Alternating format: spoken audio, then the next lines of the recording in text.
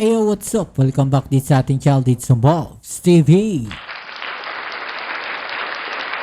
Alright, so tayo nagbabalik muli mga babayan. At nako po, etong ating pag-uusapan ngayon mga babayan, no? At ito pong si Vice Mayor Baste Duterte mga babayan ay sabi nga ng mga babayan natin, no? Naduwag na daw po. Sabi na nga ba, hindi na naman matutuloy ito mga kababayan. Ay, nako, draw. Kung ano, meron yung laban na nakaraan nun kay Manny Pacquiao na kung saan naging draw mga kababayan. Ito pong laban ni Baste, no, tsaka ni General Torre mga kababayan ay isa pong malaking drawing. Ay, nako. Baste Duterte. Naduwag ata kay General Torre. Nako po. Okay, so yan ang ating alamin ngayon at pag-uusapan. Pero syempre, bago ang lahat, please don't forget to subscribe, like, share, comment dyan sa comment section. Shoutouts na rin sa mga followers natin, sa mga subscribers natin dyan. Maraming salamat po sa inyong suporta at sana ay maayos ang inyong mga kalagayan ngayon. Eto na, mga kababayan, ang pinakahihintay na sagot ni Baste Duterte na kung saan ay tila biglang umatras. Natakot na nga ba itong si Baste Duterte, mga kababayan, no? Dahil ang lakas ng loob niya noong nakaraan na hamunin si General Torre ng suntukan, mga kababayan. Pero ngayon ay tila umaatras na po. At nandamay pa siya ng taong hindi naman kasali, mga kababayan. Maraming nadismaya, no, dito kay Baste Duterte dahil ang tapang-tapang niya no, naghamon siya. No, pero nung pinalagan siya ni General Torre, mga kababayan, ay tila biglang nagbago ang ihip ng hangin. Sabi nga dito sa isang balita, mga kababayan, no, sumuko na agad. Baste, may kondisyon muna bago simulan ang sagupaan kay General Torre. Ikaw naghamon ng suntukan? No, tas nung pinalagang ka nung hinamon mo, biglang meron kang kondisyon. Wala talaga. Sabi, naglatag ng kondisyon si Davao City Acting Mayor Sebastian Baste Duterte bago ituloy ang sagupaan laban kay PNP Chief Nicolas Torre III. Ayon kay Duterte, dapat munang pakiusapan ni Torre si Pangulong Ferdinand Marcos Jr. na sumailalim sa hair follicle drug test bago matuloy ang kanilang laban. Nandamay pa. Diba? Wala namang pakialam yung Pangulong Bongbong Marcos natin. Hindi nga nakikialam doon sa kanilang hindi nga nagkokomento. No, idinamay pa niya. Bakit nung hinamon ni Trillanes yung tatay mo na magpa-drug test nun, hindi rin nagpa-drug test? Oh. Ano sabi ni Harry Roque? No, wala silang karapatan. Gagawin ng dating Pangulong Duterte yon kung kailan niya gusto, kung gusto niyang gawin na magpa-drug test. Bakit ngayon hinahamon ninyo yung Pangulong Bongbong Marcos? At sinisingit mo pa. No? Siningit niya pa, mga babayan, no, dito po sa laban nila ni General Torre. 'Di ba? Malinaw po ito na ito ay isang kaduwagan, mga kababayan. 'Di ba? Panoorin natin yung video niya, mga kababayan, bago tayo magbigay ng komento dito, no? Medyo nakakatawa lang kasi alam niyo 'yon, siya yung naghamon tapos nung pinalagan siya nung hinahamon niya, mga kababayan, biglang nagkaroon siya ng kondisyones. Katawa lang. Huwag kang mag-alala, Torre, kasi matagal ko na talaga gusto makabugbog ng unggoy. Kung gusto mo lang talaga ng suntukan, bakit kailangan mo pa mga charity? Why do you need kailangan mo pang gamitin yung nangyayari ngayon na baha dyan sa Metro Manila? If you're really serious about this, kung gusto mo yung charity na yan, and you've laid some conditions, then let me lay my own conditions for the event. Kung serious ka talaga, these are my conditions. Pakiusapan mo yung amo mo na presidente and let it come out of his mouth that all elected officials should undergo a hair follicle drug test. Papalagan ko yung charity mo na yan. Wala problema. If it will answer the issues nitong bansa natin, I can do that. Okay, so yan mga babayan, no, himay-himay muna natin yan. Yung kanyang sinabi po dyan. Pero ito, mga babayan, ito, yung sabi rito, Pacman versus Barrios, mga babayan. Result, draw. Torre versus Duterte, result, drawing. No? Sabi dito, drawing ka, baste. Mga babayan, no? Ikaw naghamon, no? Asa na? Ayan, no? Takot pala, daming kondisyon. Magpa-drug test ka rin, ikaw lalaban. Di ba? Dami mo kondisyon, ikaw ang naghamon. Ayan, no? Ikaw ang naghamon, sayang ang tato. Oh, di naman talaga sisipot yan. Still, remember ng hamunin niya ng baril sa Luneta si Carbonell. Nagpakita ba yan? Saka siya dapat una magpa-drug test, di ba? Alam nyo, yung mga ganitong tao, yung maraming dahilan, dami mo satsat, ikaw naghamon, tapos nung pinalagan ka, bigla ka mag-set ng conditions. Ano ba condition ang hiningi ni Torre? Di ba sabi niya charity para sa mga nasa lantanan na bagyo? Condition ba yon na pabor sa kanya? Tama, mga babayan. Yan pala yung sasabihin ko sana eh. Di ba? Na hindi kondisyon yung sinasabi ni General Torre, mga babayan. No, anong sabi ni General Torre? Tama-tama. Kung gusto niya ng ganyan, ng boxing, no, mag-set sila ng location para makakuha ng mga sponsor, mga babayan. Di ba? At yung kikitain nun, no, ay maging charity, ibibigay doon sa mga nasa lanta, mga babayan. No, ng baha. Di ba? Pero wala siyang sinet na kondisyon. No, so dito, malinaw, gumagawa ng kwento itong si Baste Duterte. In short, natakot siya. In short, naduwag si Baste, mga babayan. Di ba? Malinaw. Kitang-kita, nagpapalusot. Di ba? Malinaw na palusot yan eh. Yung sinasabi niya na nagseset ng condition si General Torre, walang sinet na condition si General Torre.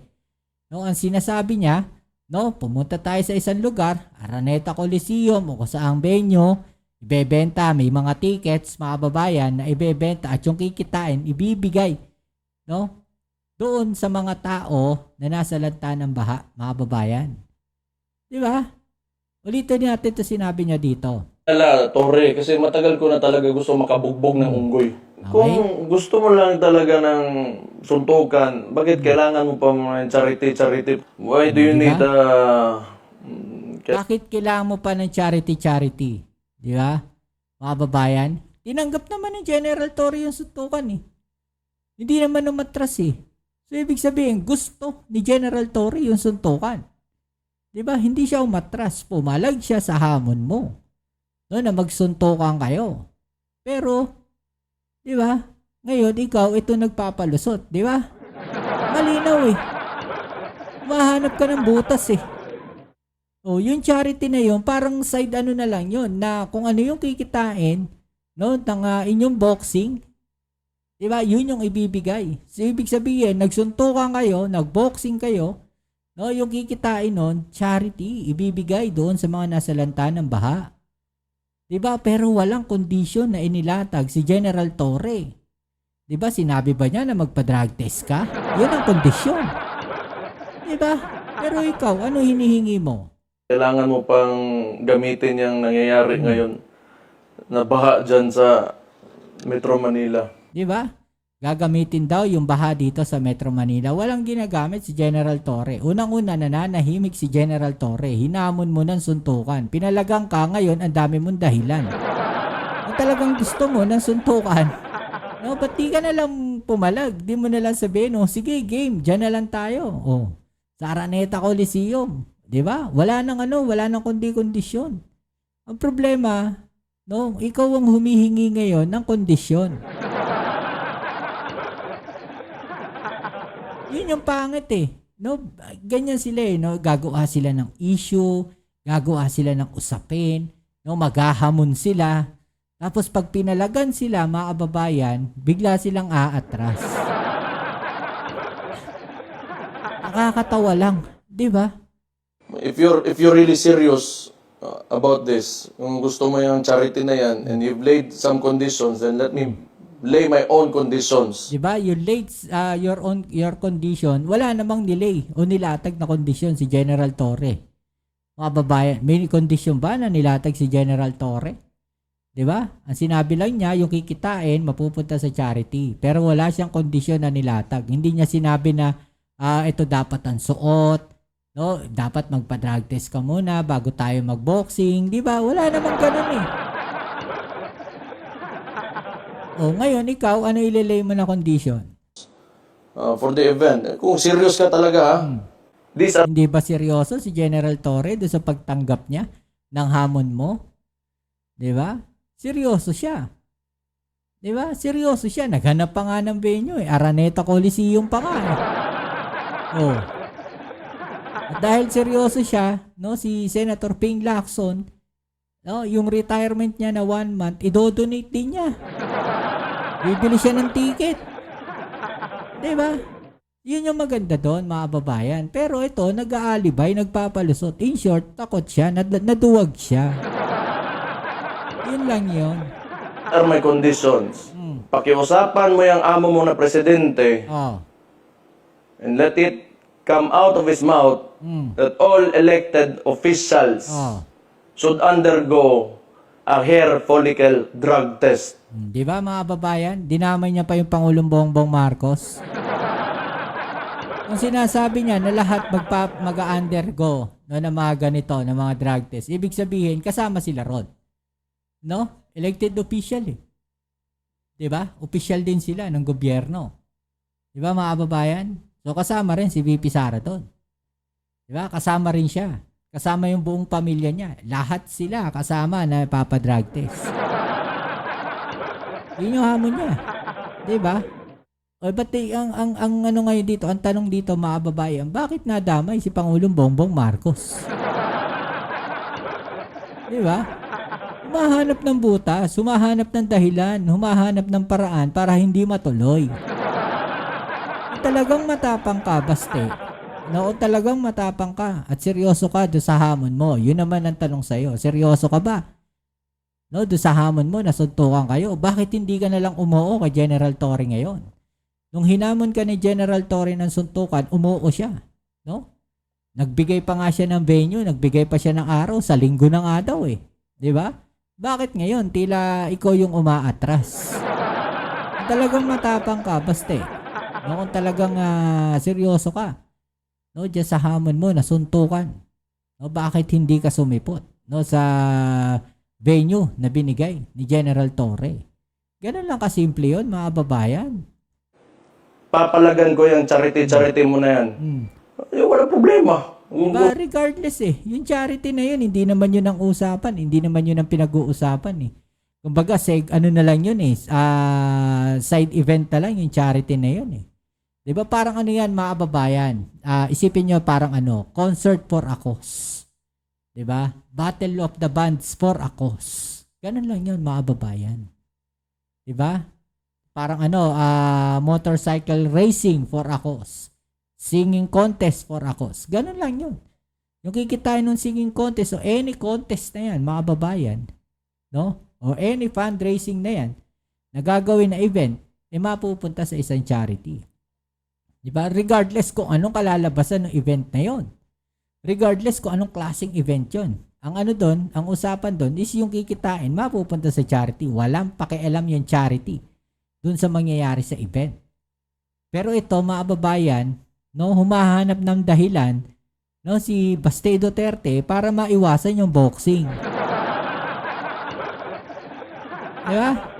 At dahil diyan parang nadismaya na rin si General Torre. Ano sabi ni General Torre, mga babayan?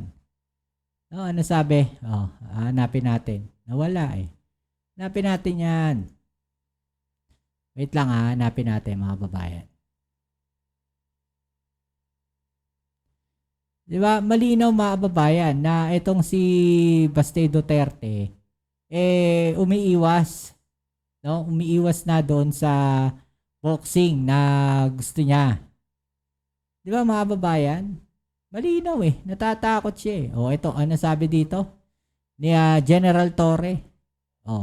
Whether he shows up or not, may mga sponsors na may nagsabi na magdo-donate na lang ng mga ayuda sa ating mga kababayan na nasa lanta ng bagyo at baha. Kung wala naman siya ay magdi-distribute na lang kami ng ayuda. Diba? Yun ang masakit doon, mga kababayan. Diba? Dahil hindi ka sumipot, magmimigay na lang sila ng ayuda. Ay nako, wala. Natakot si Basti Duterte. Umatras ang buntot na bahag. Ikaw naghamon tas pinatulan, nagbigay ka pa ng kondisyon, aray ko. Diba? Ang saklap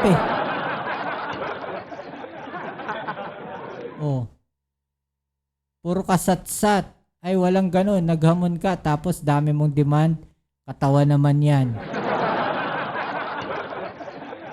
Nag-aya ka tapos nung kinasahan ka na nagkaroon ng kondisyon. 'Di ba sabi mo pro-Pilipino ka, ituloy muna, at least nakakatulong kayo sa mga kababayan natin na nasa lanta ng bagyo. Ngayon, tsaka na lang yung kondisyon mo kung tapos na. 2 beses mo nang ginawa yan. 'Di ba? Noon sasampalin daw niya. No, hindi rin naman niya nasampal si General Torre. Ano sabi ng kababayan? Duwag, puro lang daldal. Dami mo dada, takot ka naman. Di ba?